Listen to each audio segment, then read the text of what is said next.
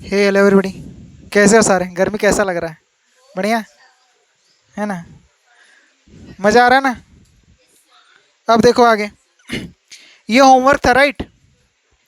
आपको क्या कंपेयर करना था? रेजोनेंस एनर्जी, ठीक है ना? रेजोनेंस एनर्जी कंपेयर करने के लिए आपको सिंपली क्या ध्यान में रखना है? स्टेबिलिटी, ठीक है ना? क्या ध्यान में रखना था बताओ? Stability, right? तो हम लोग किस ऑर्डर में देखते थे? सबसे पहले ये बता दो मुझे। सबसे पहले हम लोग क्या देखते थे? सबसे पहले हम लोग देखते थे क्या? एरोमेटिसिटी। कि जो एरोमेटिक होते हैं ना, वो क्या होते हैं? सबसे ज़्यादा स्टेबल होते हैं, राइट?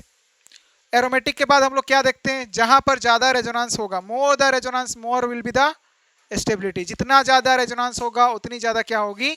स्टेबिलिटी होगी। उसके बाद इक्विवेलेंट रेजोनेटिंग स्ट्रक्चर्स देखते हैं कि अगर कहीं पर इक्विवेलेंट रेजोनेटिंग स्ट्रक्चर्स बन रहा है तो वो कंपेरेटिवली अदर स्ट्रक्चर्स के कंपैरिजन में वो क्या होगा? ज्यादा स्टेबल होगा। अदर रेजोनेटिंग स्ट्रक्चर या फिर दूसरा वाला जो कंपाउंड है उसके रेजोनेटिंग स्ट्रक्चर में इक्विवेलेंट रेजोनेटिंग स्ट्रक्चर्स नहीं आ रहे हैं, तो वो रिलेटिवली उस दूसरे वाले स्ट्रक्चर जिसमें कि इक्विवेलेंट रेजोनेटिंग स्ट्रक्चर आ रहा है वो क्या होगा? ज्यादा स्टेबल होगा, ठीक है ना? नेक्स्ट, इक्विवेलेंट रेजोनेटिंग स्ट्रक्चर्स देखने के बाद क्या देखते हैं?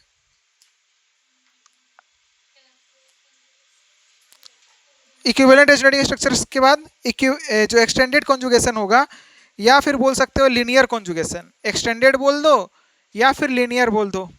एक्सटेंडेड कॉन्जुगेशन ज़्यादा स्टेबल होता है as compare to the cross conjugation, है ना?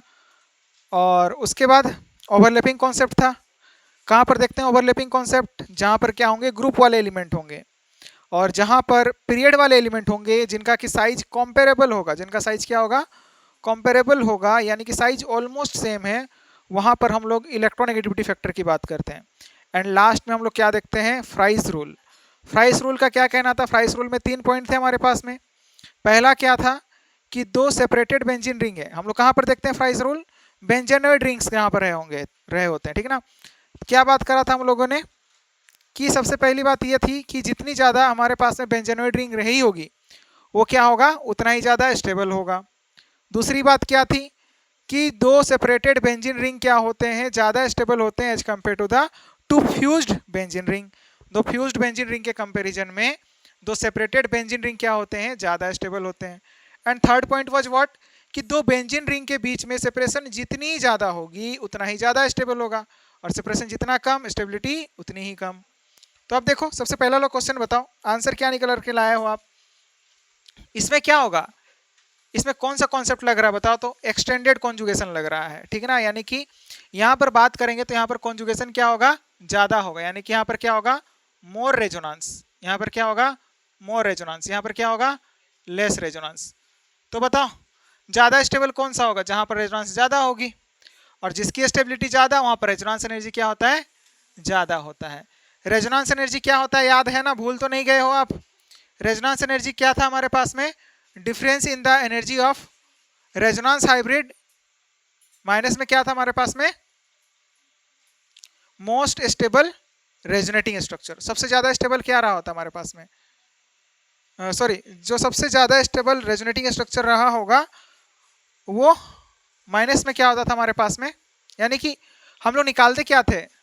रेजोनेंस एनर्जी कैसे निकालते थे बताओ तो? कैसे निकालते थे? कैलकुलेटेड, सॉरी, एक्सपेरिमेंटल माइनस में क्या होता था?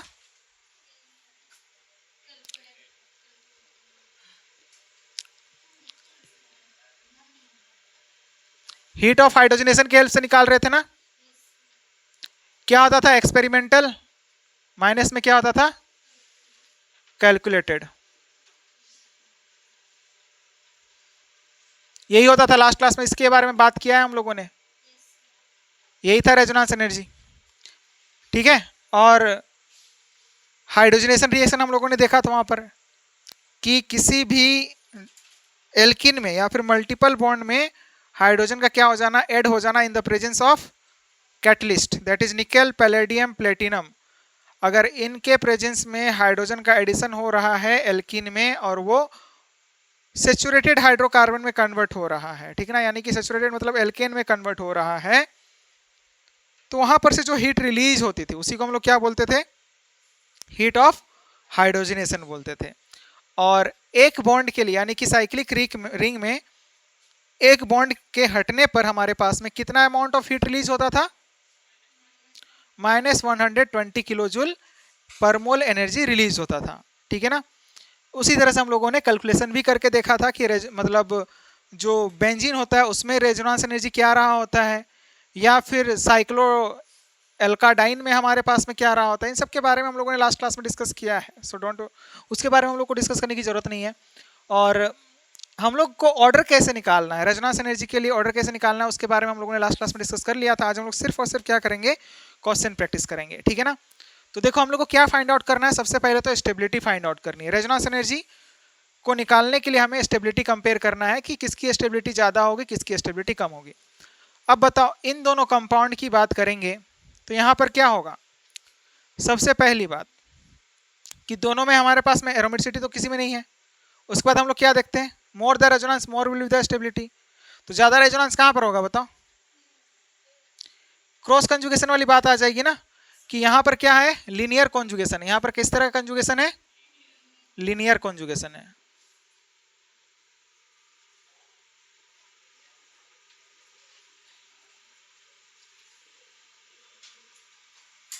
तो यहाँ पर रेजोनेंस क्या होगा, ज्यादा होगा। और यहाँ पर क्या है, क्रॉस कंजुगेशन है, यानी कि ये यहाँ पर भी जा सकता है और यहाँ पर जा सकता है। दूसरा ऐसा भी पॉसिबिलिटी है कि ये वाला पाई बॉन्ड, सॉरी ये लोन पेयर यहाँ पर आए और ये पाई बॉन्ड इधर की ओर शिफ्ट हो जाए, ऐसा भी हो सकता है, बिल्कुल हो सकता है ना। तो हम क्या बोल सकते हैं कि ये हमारे पास में क्या है, क्रॉस कंजुगेशन है। और हम लोग को अच्छे से पता है कि लीनियर कंजुगेशन जो जहाँ पर रहा होता है वो कंपाउंड क्या होता है, ज़्यादा स्टेबल होता है। ठीक है ना। तो ये ज़्यादा स्टेबल होगा तो इसकी रेजोनेंस एनर्जी क्या होगी, ज़्यादा होगी। बोलो बात समझ में आ रही है ये। इसको देखो आप, सबसे पहली बात एरोमेटिसिटी वाला कॉन्सेप्ट नहीं लगेगा, दोनों में ही सेम अमाउंट ऑफ रेजोनेंस हो रहा है ना, दोनों में ही क्रॉस कंजुगेशन है ना। इसमें अगर क्रॉस कंजुगेशन है तो इसमें भी क्रॉस कंजुगेशन है, सेम ही ग्रुप के तो एलिमेंट रहे होते हैं, दोनों के पास लोन पेयर ऑफ इलेक्ट्रॉन है ना। तो उसके बाद क्या देखोगे आप, ये देखने के बाद हम लोग देखते हैं ना कि इक्विवेलेंट, तो इसमें तो दोनों में किसी के पास नहीं है। उसके बाद क्या देखते हैं, एक्सटेंडेड कॉन्जुगेशन, क्रॉस कंजुगेशन, तो दोनों में ही क्रॉस कंजुगेशन है कि नहीं। एंड थर्ड उसके बाद फिफ्थ नंबर पर क्या देखते हैं, साइज फैक्टर, है ना, ओवरलैपिंग कॉन्सेप्ट, राइट। अगर हम ऑक्सीजन की बात करें तो ऑक्सीजन में क्या है, 2p ऑर्बिटल है, तो 2p ऑर्बिटल है तो लेट सपोज साइज क्या है, इतना बड़ा है। लेकिन सल्फर के पास क्या होगा, 3p ऑर्बिटल होगा, तो यहाँ पर हमारे पास में ऑर्बिटल का साइज क्या होगा, बड़ा होगा। तो एक्सटेंट ऑफ ओवरलैपिंग कहाँ पर ज़्यादा होती है, यहाँ पर क्या है, कार्बन ही तो है ना, कार्बन का साइज तो क्या रहा होगा, ये कार्बन और ऑक्सीजन तो सेम पीरियड वाले एलिमेंट है ना, साइज इनका कंपेरेबल है। यानी कि यहाँ पर कार्बन का साइज तो दोनों में सेम रहा होगा, कार्बन का साइज क्या रहा होगा, दोनों में कम रहा, सॉरी कंपेरेबल रहा होगा, सेम रहा होगा, सॉरी। यहाँ पर भी कार्बन में क्या रहा होगा, 2p रहा होगा, है कि नहीं बताओ। ये भी क्या रहा होगा, 2p रहा होगा, तो ये तो साइज से क्या रहा होगा, सेम रहा होगा। डिफरेंस कहाँ पर आ रहा है, इन वाले एलिमेंट में, ऑक्सीजन और सल्फर में। तो ग्रुप वाले एलिमेंट में हम लोग क्या देखते हैं, साइज देखते हैं और ओवरलैपिंग कॉन्सेप्ट की बात करते हैं। जहाँ पर साइज डिफरेंस ज़्यादा होगा वहाँ पर एक्सटेंट ऑफ ओवरलैपिंग क्या होती है, कम होती है। यानी कि यहाँ पर एक्सटेंट ऑफ ओवरलैपिंग क्या होगा,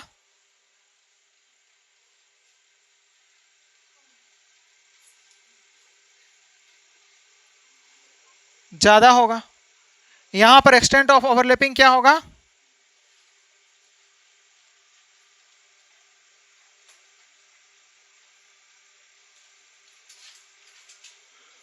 कम होगा।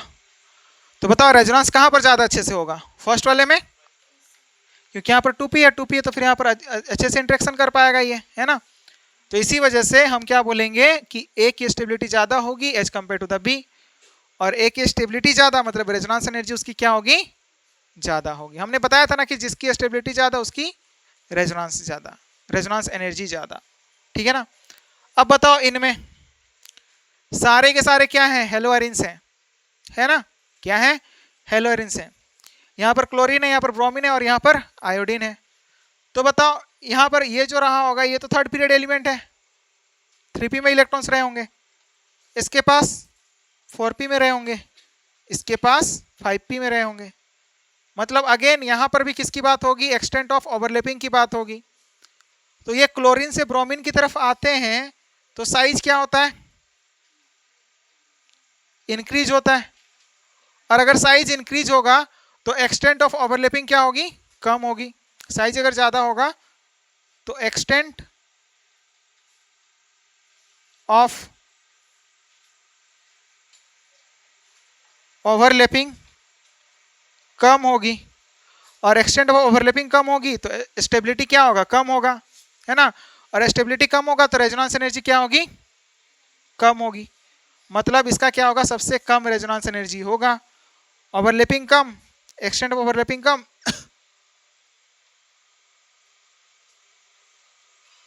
रेजोनेंस कम, और रेजोनेंस कम तो हम लोग क्या बोल सकते हैं, रेजोनेंस एनर्जी। रेजोनेंस कम मतलब स्टेबिलिटी कम, क्या बोल सकते हैं,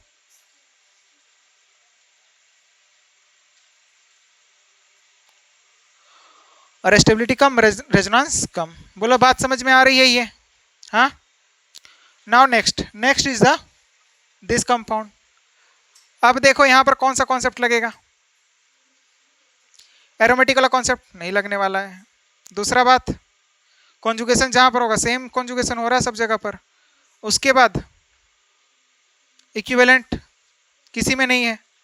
उसके बाद इक्विवेलेंट के बाद क्रॉस और लीनियर का ज्यादा होता है as compare to the cross. और उसके बाद ओवरलैपिंग कॉन्सेप्ट, ओवरलैपिंग भी नहीं लग रहा, क्यों, क्योंकि सेम पीरियड वाले एलिमेंट है। इलेक्ट्रॉन किससे दिया जाना है, कार्बन से दिया जाना है, नाइट्रोजन से दिया जाना, ऑक्सीजन से दिया जाना। तो इनका साइज जो होता है ना, कार्बन, नाइट्रोजन एंड ऑक्सीजन, इनका साइज क्या होता है, कॉम्पेरेबल है।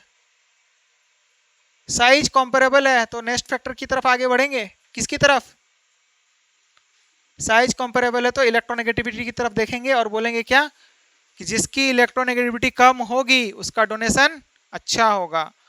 और डोनेशन अच्छा मतलब डिलोकलाइजेशन अच्छा, है ना, कि ये पाई इलेक्ट्रॉन यहाँ पर, या फिर नेगेटिव चार्ज इलेक्ट्रॉन ये यहाँ पर जाएगा तभी तो ये पाई बॉन्ड यहाँ शिफ्ट होगा। बोलो बात समझ में आ रही है।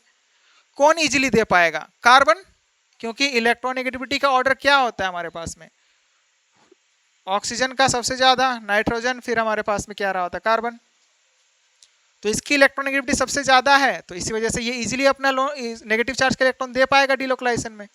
और इसी वजह से रेजोनेंस सबसे ज्यादा ए में होगी, फिर बी में होगी, फिर किस में होगी, सी में होगी। बोलो बात समझ में आ रही है ये, हाँ, आ रही है नहीं आ रही है। अब देखो इसमें यहां पर क्या हो रहा है, इतना ही रेजोनेंस हो रहा है। यहां पर एक्सटेंट ऑफ रेजोनेंस के बारे में बात करी जाएगी। यहां पर देखो रेजोनेंस ज्यादा हो रहा है, यहां पर और भी ज्यादा होगा, 3 पाई बॉन्ड डिलोकलाइजेशन में शामिल होंगे, है कि नहीं। तो हम बोल सकते हैं कि यहाँ पर एक्सटेंट ऑफ रेजोनेंस ज्यादा, यहाँ पर एक्सटेंट ऑफ रेजोनेंस ज्यादा है तो रेजोनेंस एनर्जी इसका क्या होगा, सबसे ज्यादा होगा, फिर इसका होगा, और फिर सबसे कम इसका होगा। यहाँ पर कौन सा कॉन्सेप्ट लग रहा है,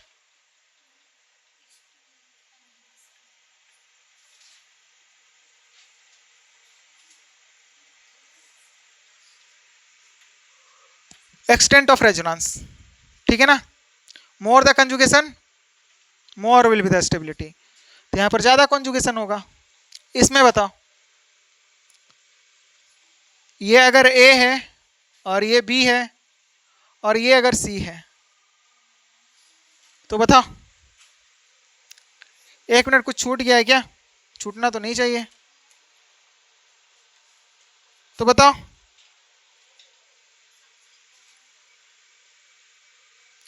सबसे ज्यादा किसका होगा,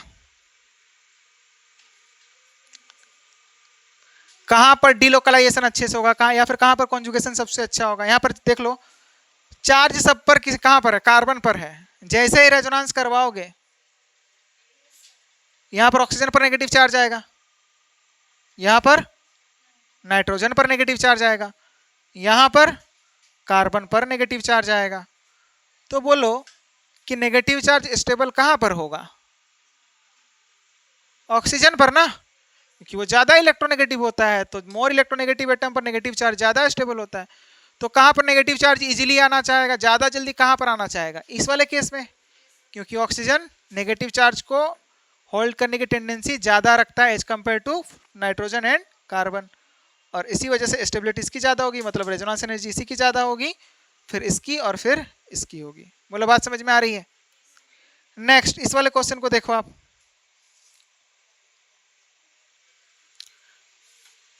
एरोमेटिक वाला कॉन्सेप्ट नहीं लगेगा, दूसरा कॉन्सेप्ट आगे बढ़ो, more the resonance more will be the stability. उसके बाद इक्विवेलेंट रेजोनेटिंग स्ट्रक्चर, यहाँ पर नहीं आ रहा बात। उसके बाद हाँ बोलो, आफ्टर रेजोनेंस, हाँ हाँ मतलब सब पर तो कार्बन पर ही है, सब पर तो कार्बन पर है। रेजोनेंस के बाद आ किस पर रहा है उस पर डिपेंड कर रहा है ये, रेजोनेंस होने के पहले की बात नहीं कर रहे हैं हम, सब पर तो रेजोनेंस होने के पहले पर सब में तो कॉमन है, तो वहां से कहां से कंपेयर कर पाओगे आप? जहां पॉइंट ऑफ डिफरेंस होगा वहीं से तो कंपेयर करोगे ना। दे तो इसमें भी कार्बन से रहा है, इसमें भी कार्बन से ही है, इसमें भी कार्बन से ही दे रहा है, हाँ तो वो तो डिफरेंस है ही नहीं। रेजोनेंस होने के बाद किस पर आ रहा है वो बात देखो ना, क्योंकि वहीं पर डिफरेंस आ रहा है, वहीं पर देखेंगे ना हम लोग डिफरेंस। बोलो बात समझ में आ रही है? हाँ नेक्स्ट इन दोनों में की बात करें, दोनों में देखो यहां पर भी कार्बन से जा रहा है, इस वाले क्वेश्चन को देख लो फिर से, कार्बन से ही जा रहा है रेजोनेंस में, लेकिन जब रेजोनेंस हो रही है नेगेटिव चार्ज यहां पर किस पर आ रहा है? ऑक्सीजन पर। यहां पर किस पर आ रहा है? कार्बन पर। तो नेगेटिव चार्ज होल्डिंग कैपेसिटी किसके पास ज़्यादा है? ऑक्सीजन के पास में। तो फोर्स श्योर बात है कि इसकी स्टेबिलिटी ज़्यादा होगी, रेजोनेंस होने के बाद में जो स्ट्रक्चर बन करके आएगा वहां पर स्टेबिलिटी ज़्यादा रही होगी, क्योंकि यहाँ पर ऑक्सीजन के पास नेगेटिव चार्ज है, and oxygen is a more electronegative than the carbon atom, and that's why oxygen has more capability to hold the negative charge, और इसी वजह से इसकी स्टेबिलिटी ज़्यादा होगी, और इसकी स्टेबिलिटी ज़्यादा होगी मतलब रेजोनेंस एनर्जी क्या होगी? ज़्यादा होगी। बताओ इन दोनों में, इन दोनों में देखो देने की बात हो रही है, यहां पर ऑक्सीजन से लोन पेयर ऑफ इलेक्ट्रॉन देगा, बोलो इस वाले में नाइट्रोजन से लोन पेयर ऑफ इलेक्ट्रॉन देगा, तो बताओ इस वाले केस में किसका ज्यादा होगा? नाइट्रोजन वाले का, क्योंकि वहां पर वो कम इलेक्ट्रोनेगेटिव देगा इजीली, तो इसी वजह से यहां पर क्या होगा? ऑर्डर ये निकल करके आएगा। बोलो बात समझ में आ रही है? नोट करो फटाफट।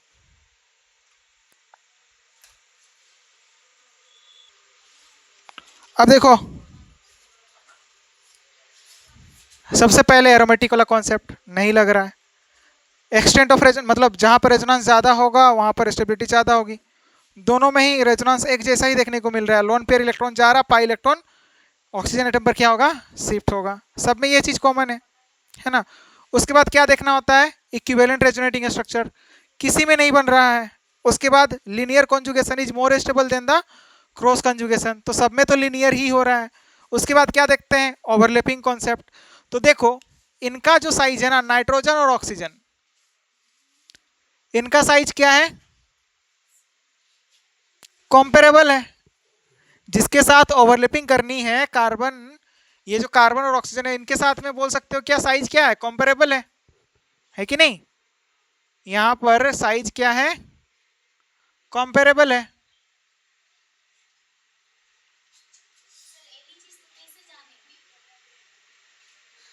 यही चीज कैसे जानोगे? कार्बन कौन से पीरियड वाला एलिमेंट, हमने क्या बताया था कि एक पीरियड वाले एलिमेंट जो होते हैं उनका साइज क्या होता है? कंपेरेबल होता है। जो एक पीरियड के एलिमेंट होंगे उनमें जिस पीरियड नंबर का वो एलिमेंट होगा उतने ही हमारे पास में क्या होते हैं? सेल्स होते हैं, और नंबर ऑफ जो हमारे पास में सेल्स होते हैं उसी पर साइज पर डिपेंड करता है ना। अगर हम बोले कार्बन ऑक्सीजन ये दोनों हमारे पास में क्या है? एक ही पीरियड के एलिमेंट है, सेकेंड पीरियड वाले एलिमेंट है, दो ही सेल हैं सबके पास, है कि नहीं? अब जब दो ही सेल हैं तो साइज क्या होगा? कंपेरेबल होगा। बट क्लोरीन जो है ना ये थर्ड पीरियड वाला एलिमेंट है, इसका साइज क्या होगा? ज़्यादा होगा, है ना। इसका थर्ड पीरियड वाला एलिमेंट है तो इसका साइज क्या होगा? ज़्यादा होगा, है। दिखा सकते हो इस तरह से। अब साइज अगर ज़्यादा हो गया, थोड़ा सा बड़ा दिखा तो कोई दिक्कत ना है। हाँ बोलो बात समझ में आ रही है? तो यहाँ पर कंपेरेबल साइज है, तो एज कंपेयर टू क्लोरीन इनमें तो क्या होगा? अच्छा रेजोनेंस होगा। OH और NH जहाँ पर है वहां पर resonance as compare to the chlorine, chlorine वाले के कंपैरिजन में यहाँ पर रेजोनेंस क्या होगा, अच्छा होगा, क्योंकि साइज यहाँ पर क्या है, कंपेरेबल है, मतलब इन दोनों की तो ज्यादा होगी ना। अब आती है कि इसमें ज्यादा होगा कि इसमें ज्यादा होगा, तो ये क्या है, सेम पीरियड वाले एलिमेंट है, तो क्या देखेंगे, इलेक्ट्रोनेगेटिविटी कॉन्सेप्ट दे रहा ना, इलेक्ट्रोनेगेटिव एलिमेंट अपना लोन पेयर ऑफ इलेक्ट्रॉन दे रहा है, यहाँ पर ऑक्सीजन दे रहा है और यहाँ पर नाइट्रोजन दे रहा है, तो देने में आसानी किसको होगी, नाइट्रोजन को, क्योंकि इसकी इलेक्ट्रोनेगेटिविटी है कम, तो ये नाइट्रोजन अपना लोन पेयर यहाँ पर इजीली दे पाएगा as compare to the oxygen, यानी कि ज्यादा अच्छा रेजोनेंस किस में होगा, नाइट्रोजन वाले केस में, यानी कि रेजोनेंस एनर्जी जो है वो सबसे ज्यादा किसका होगा, सी का होगा, फिर ए और फिर क्या आएगा, बी आएगा। बोलो बात समझ में आई, आई या ना आई, हाँ क्या शिक्षा, इन दोनों में बताओ, लोन पेयर आ रहा है डिलोकलाइजेशन में, अगेन देखो आप क्या देखोगे कि ये सेम ग्रुप वाले एलिमेंट हैं, क्या है, सेम ग्रुप वाले एलिमेंट हैं, तो कौन सा कॉन्सेप्ट लगेगा, ओवरलैपिंग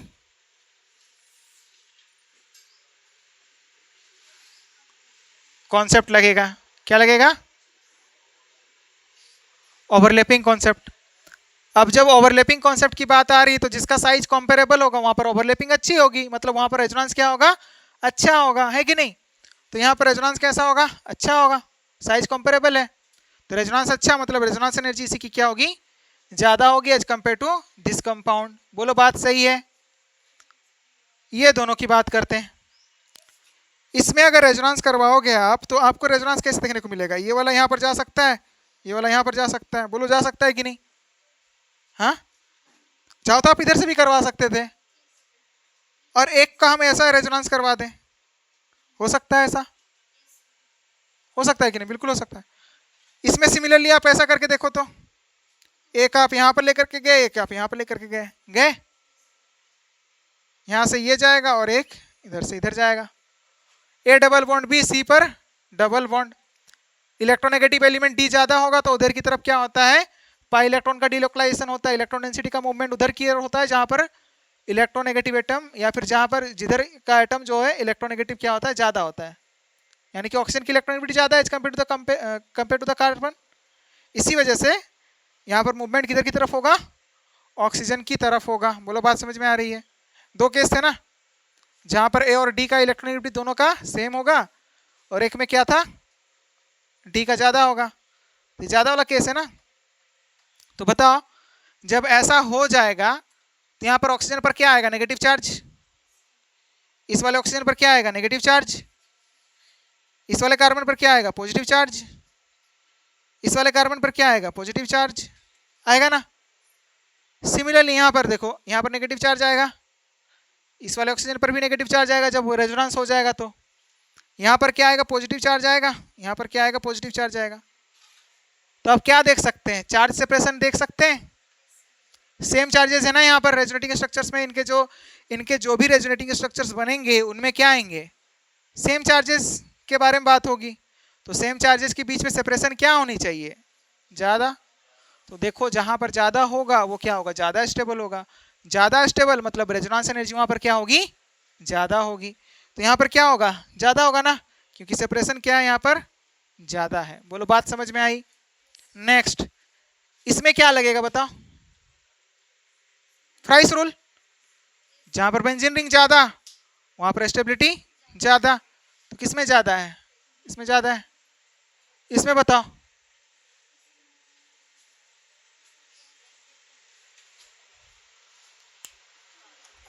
बता रहे इसमें क्या होगा, इस वाले कंपाउंड का ज्यादा होगा as compare to this compound. क्यों क्यों ऐसा होगा, क्योंकि उसमें नंबर ऑफ बेंजीन्स ज्यादा हैं। इस वाले कंपाउंड, इन वाले कंपाउंड की बात करते हैं, ये ए है, ये बी है और ये सी है, तो बताओ सबसे ज्यादा रेजोनेंस एनर्जी किसका होगा, या फिर जहां पर रेजोनेंस ज्यादा अच्छा होगा ना वहां पर स्टेबिलिटी क्या होगी, ज्यादा होगी, या फिर वहां पर रेजोनेंस एनर्जी क्या होगा, ज्यादा होगा। तो बताओ कहां पर रेजोनेंस ज्यादा अच्छा होगा, हाँ बताओ यार। सी में तो होगा ही, मतलब बहुत कम होगा, उसमें सबसे कम होगा, सबसे कम होगा। यहां पर देखो, यहां पर जो कॉन्सेप्ट लग रहा है ना, यहां पर भी तो रेजोनेंस हो रहा है। पढ़ाया था ना कि वैकेंट ऑर्बिटल के बगल में क्या हो, loan pair of electron. Vacant orbital के बगल में लोन पेयर ऑफ इलेक्ट्रॉन है, तो ये वैकेंट पेयर में, वैकेंट ऑर्बिटल में अपना लोन पेयर ऑफ इलेक्ट्रॉन दे सकता है। तो यहां पर इजिली रेजोनेंस होगा, बगल में ही क्या है, पॉजिटिव चार्ज है, पाई इलेक्ट्रॉन डेंसिटी तुरंत दे दिया, है ना। वेरेस अगर इसमें बात करेंगे, मतलब यहां पर क्या है, बेक बॉन्डिंग हो जाएगी, मतलब बेक से डायरेक्ट, मतलब ये कार्बोकेटायन है ना, यहाँ पर ये भी कार्बोकेटायन है, and this one is also the carbocation.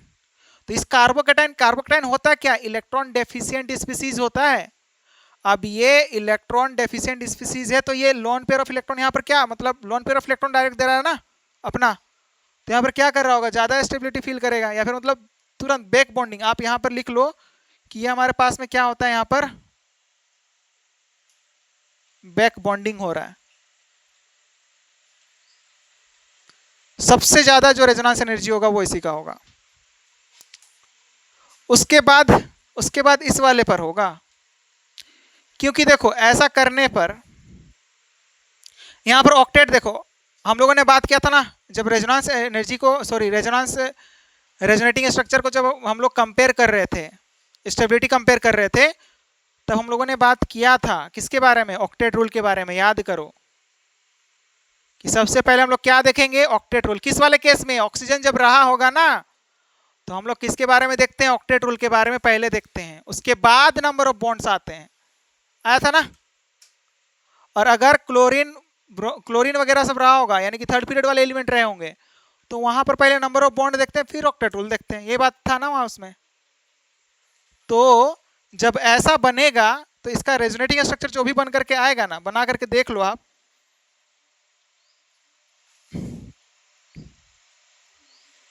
Oxygen है ये, यहां पर क्या आएगा, ऑक्सीजन पर पॉजिटिव चार्ज आएगा। हाँ, यहां पर का पॉजिटिव चार्ज क्या हो जाएगा, खत्म हो जाएगा कार्बन पर का। तो बताओ इस कार्बन की ऑक्टेट कंप्लीट हो गई। ऑक्सीजन के पास लोन पेयर वाला इलेक्ट्रॉन तो एक है ही, इधर 2 इलेक्ट्रॉन हो गए, इधर हमारे पास में 4 इलेक्ट्रॉन, और यहाँ पर 2 इलेक्ट्रॉन, ऑक्सीजन का ऑक्टेट कंप्लीट। और कार्बन का तो है ही, इधर एक हाइड्रोजन भी तो रहा होगा ना, इसके पास तो एक हाइड्रोजन भी तो रहा होगा। तो 6 इलेक्ट्रॉन थे, इस पाई बॉन्ड के फॉर्मेशन की वजह से इस कार्बन का भी ऑक्टेट क्या हो गया, कंप्लीट हो गया, है ना। तो ऑक्टेट कंप्लीट होने की वजह से क्या बोल सकते हो आप, लिखना चाहो तो लिख सकते हो, यहाँ पर क्या हो रहा है, ऑक्टेट कंप्लीट।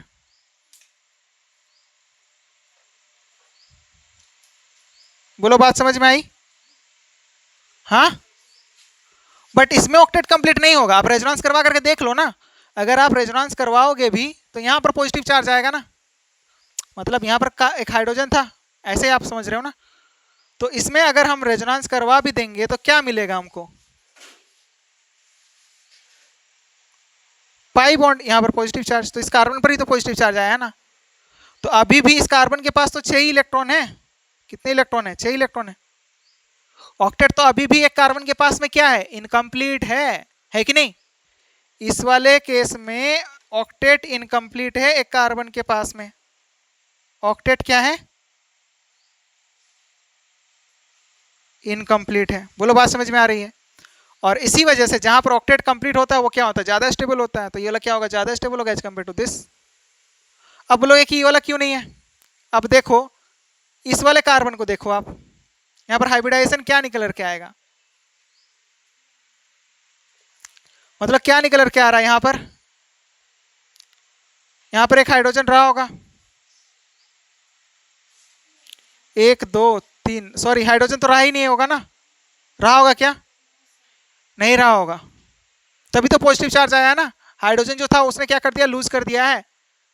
यहाँ पर कोई भी एटम, हाइड्रोजन के अलावा कोई दूसरा एटम लगा हुआ था, इलेक्ट्रोनेगेटिव एटम लगा हुआ था, जो कि इस पर जो बॉन्ड लगा हुआ था, यानी कि ये कब फॉर्म हुआ होगा, ये तभी फॉर्म हुआ होगा जब इस पर कोई एक इलेक्ट्रोनेगेटिव एटम लगा हुआ होगा। जैसे कि कोई इलेक्ट्रोनेगेटिव एटम लगा हुआ होगा, तो फिर ये दोनों इलेक्ट्रॉन पेयर को लेकर के गया होगा, तभी इस पर आया होगा पॉजिटिव चार्ज। बोलो बात समझ में आ रही है। तो इसकी हाइब्रिडाइजेशन अब क्या है, sp, बट इसकी हाइब्रिडाइजेशन क्या है, sp2 है कि नहीं। यहां पर हाइब्रिडाइजेशन क्या रही होगी, sp2। तो ज्यादा इलेक्ट्रोनेगेटिव कौन हो गया, कार्बन sp2 या फिर कार्बन sp, बताओ बताओ। इलेक्ट्रोनेगेटिविटी ऑर्डर क्या था भाई, कार्बन sp की इलेक्ट्रोनेगेटिविटी ज्यादा होती है as compare to the carbon sp2 because of greater percentage character, है ना।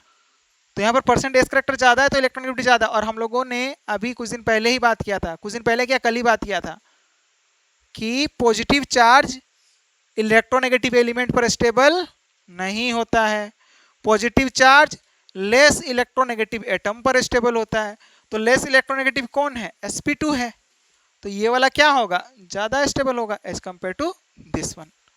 बोलो बात समझ में आ रही है ये, हाँ।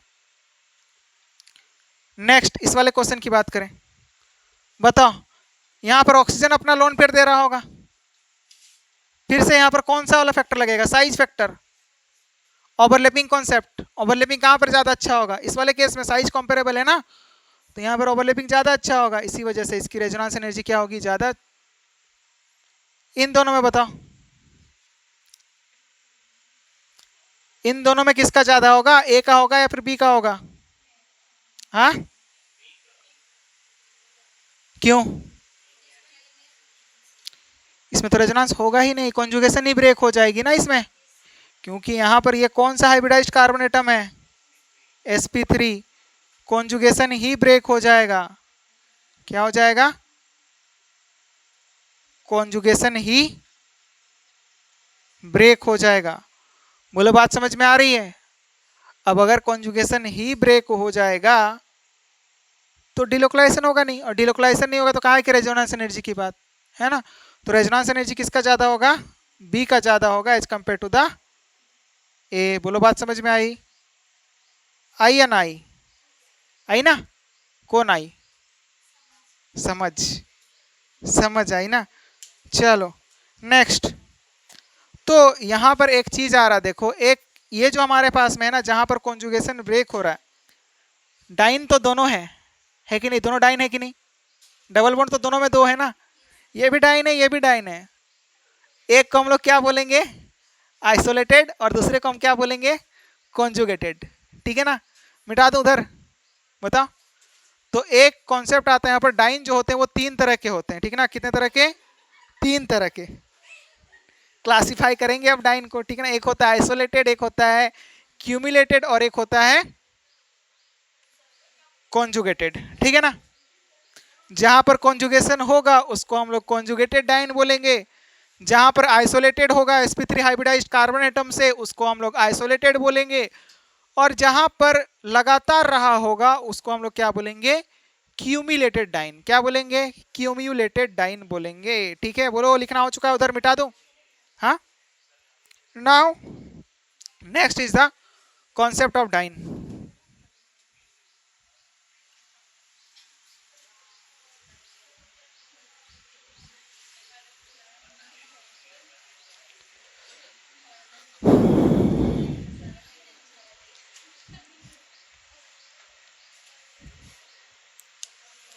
Next is the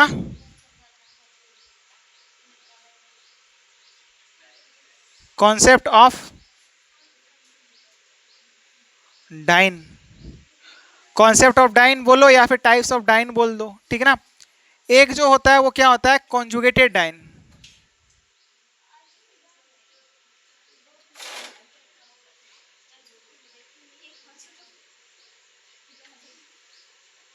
conjugated dine किसको बोलेंगे, जहां पर कॉन्जुगेशन में होगा, ऑल्टरनेटिव पर पाई बॉन्ड प्रेजेंट रहा होगा, ठीक है ना। जैसे कि इसकी बात कर लेते हैं, तो देखो जहां कहीं भी दो डबल बॉन्ड के बीच में odd number of sigma bond होगा, यहां पर दो डबल बॉन्ड के बीच में कितना सिग्मा बॉन्ड है, odd number of sigma bond है, तो उसको हम लोग क्या बोलेंगे, कॉन्जुगेटेड डाइन। यहां पर क्या है, ऑड नंबर ऑफ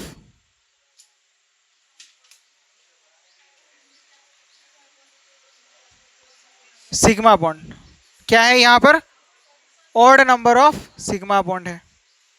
बोलो बात समझ में आ रही है या फिर कॉन्जुगेशन है क्या? नहीं समझे? यही तो भाई है एग्जाम्पल, ठीक है ना। और वो उस तरह का डाइन के बारे में मुझे नहीं पता है भाई, ठीक है ना। ऐसा कुछ होता है बोल करके, ठीक है। ठीक है, देखो तो odd number of sigma bond होगा तो उसको हम लोग क्या बोलेंगे? कॉन्जुगेटेड डाइन, ठीक है। और जहां पर सेपरेटेड होगा उसको हम लोग क्या बोलेंगे? आइसोलेटेड, अलग अलग, ठीक है ना। जहां पर एक दूसरे के साथ में कॉन्जुगेशन कर रहे होंगे, मेल मिलाप कर रहे होंगे, उसको हम लोग बोलेंगे कॉन्जुगेटेड। और जहां पर अलग अलग होंगे उनको हम लोग बोलेंगे आइसोलेटेड। अलग अलग मतलब क्या? कॉन्जुगेशन नहीं होगा वहां पर, sp3 हाइब्रिडाइज्ड कार्बन एटम होगा, यानी कि वहां पर नंबर ऑफ सिग्मा बॉन्ड क्या होंगे? दो होंगे बीच में, यानी कि इवन नंबर ऑफ क्या रहे होंगे? सिग्मा बॉन्ड रहे होंगे, ठीक ना। नंबर ऑफ सिग्मा बॉन्ड कितना है यहाँ पर? एक टू है ना, दो पाई बॉन्ड के बीच में नंबर ऑफ सिग्मा बॉन्ड कितना है? एक है ना।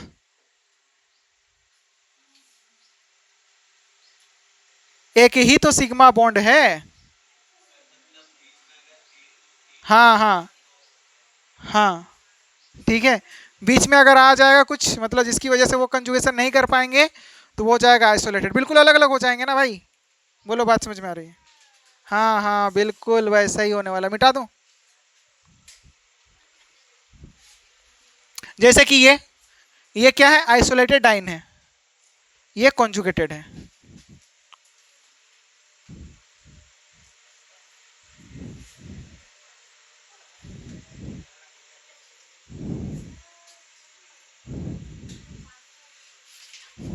तो लिखो, जैसे कि अगर हम बात करें नेक्स्ट आइसोलेटेड,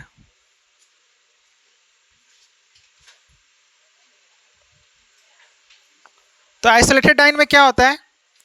बीच में एक sp3 हाइब्रिडाइज्ड कार्बन एटम आ जाएगा, ठीक ना। क्या आ जाएगा? ये देखो, ये वाला जो कार्बन एटम है ना, ये क्या है? sp3 हाइब्रिडाइज्ड कार्बन एटम है कि नहीं? बोलो। ये sp3 हाइब्रिडाइज्ड कार्बन एटम आने की वजह से डीलोकलाइजेशन क्या हो जाएगा? ब्रेक हो जाएगा। ब्रेक, डीलोकलाइजेशन, मूवमेंट नहीं हो पाएगा ना। पाई इलेक्ट्रॉन का मूवमेंट नहीं हो पाएगा क्योंकि प्लेनरिटी ही खत्म हो गई है कि नहीं। तो इसी वजह से यहाँ पर डीलोकलाइजेशन नहीं हो पाएगा, तो इसको हम लोग क्या बोलेंगे? आइसोलेटेड, ठीक है ना। यानी कि इसमें नंबर ऑफ सिग्मा बॉन्ड कितने हैं बताओ? ये एक,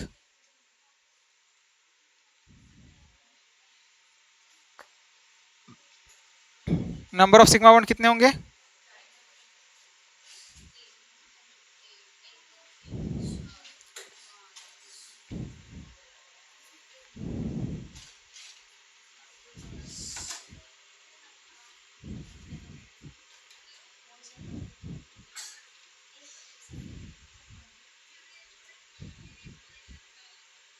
दो पाई बॉन्ड के बीच में क्या होगा?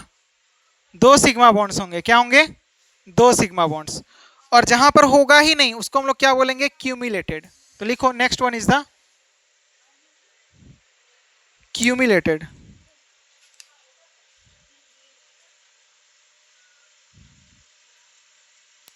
Cumulated diene. तो यहां पर क्या होता है? लगातार डबल बॉन्ड प्रेजेंट रहे होंगे।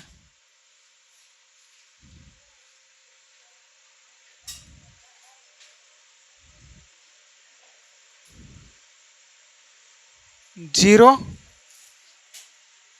Sigma bonds between pi bonds. Pi bonds के बीच में जीरो सिग्मा बॉन्ड्स होंगे, उनको हम लोग क्या बोलेंगे? क्यूमुलेटेड डाइन, ठीक है ना। तो ये होते हैं हमारे पास में डाइन के टाइप्स। नोट करो। देखो इसमें क्या होगा? Equivalent resonating structure.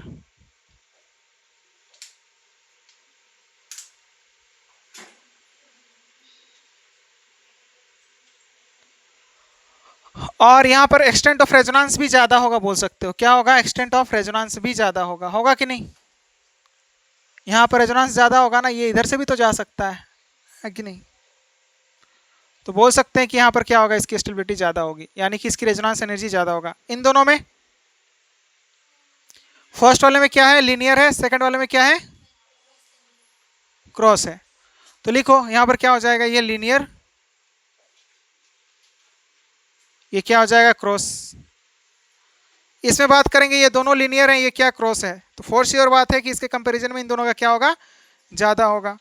अब इन दोनों में बात आएगी तो सबसे ज़्यादा किसका होगा, यहाँ पर इसका ज़्यादा होगा, क्योंकि यहाँ पर कॉन्जुगेशन क्या हो रहा है, ज़्यादा हो रहा है। तो बी में रेजोनेंस एनर्जी सबसे ज़्यादा, फिर उसके बाद में ए में, और लास्ट में क्या आएगा, सी आएगा। बोलो बात समझ में आई। अब अगर इसमें देखेंगे तो इसमें क्या है, एक्सटेंडेड कॉन्जुगेशन। यहाँ पर 3 पाई बॉन्ड ही क्या कर रहे हैं, हमारे पास में कॉन्जुगेशन में है। यहाँ पर 3 पाई बॉन्ड के साथ यहाँ पर एक लोन पेयर भी है, तो एक्सटेंडेड कॉन्जुगेशन है यहाँ पर।